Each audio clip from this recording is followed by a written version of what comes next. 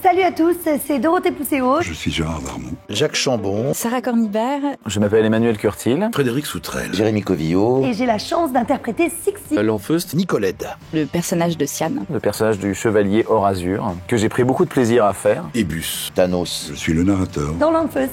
Je connaissais la BD à la base. Moi, j'ai lu la BD. J'avais lu quelques volumes de l'Enfeust. Alors je la connaissais de nom, j'en avais déjà entendu parler parce que j'ai un grand frère qui a 3 ans de plus qui adore, donc il m'en avait parlé. Ébus que je connaissais déjà, j'ai déjà doublé son grand frère dans une série animée qui s'appelait l'Enfeust Quest. J'avoue que j'avais beaucoup aimé ce côté un peu gore, un peu sexy, un peu aventure avec beaucoup d'humour. D'humour un peu potache, mais très bien écrit et bien rythmé. J'aime beaucoup ça. Alors Sixi, elle est quand même très différente de moi. En vieillissant comme moi, qualité plus ou moins reconnue en termes d'enchantement, de magie, de guérison, etc., etc. Donc le personnage du chevalier hors azur, c'est un personnage assez rigolo à faire. Il fait partie intégrante de l'histoire. Ébus, entre monstre sauvage et personnage plus courtois quand il est ensorcelé par Nicolette, ce qui permet des réflexions épatantes. On lui a donné du corps, et ça m'a bien plu aussi. Un peu guerrière, combative. Enfin, je pense que j'ai un tempérament plutôt courageux dans la vie, bien que je ne sois pas vraiment confrontée au même problème qu'elle. Je me fais pas attaquer par des monstres, etc. Un chevalier qui se la pète, qui se la raconte,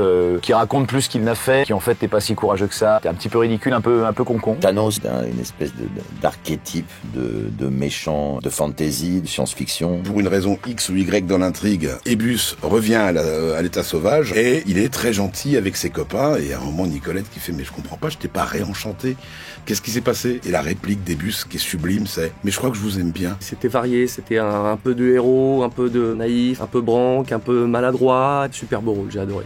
On a un pouvoir dans cette BD. Moi, c'est le pouvoir de guérir. Ils sont pas à 100% de leur capacité, on va dire, qui ont des limites très marquées. Elle est beaucoup plus rentre dedans, elle a vraiment pas froid aux yeux, là où moi je peux être plus dans le doute et plus sur la réserve qu'elle. C'est quelqu'un qui fait partie donc des baronnies. Parce que dans le monde de Troie, tout le monde a des pouvoirs magiques, mais lui, qui fait partie des baronnies, ne refuse la magie et préfère se battre à l'ancienne, et donc il n'a pas de pouvoir magique.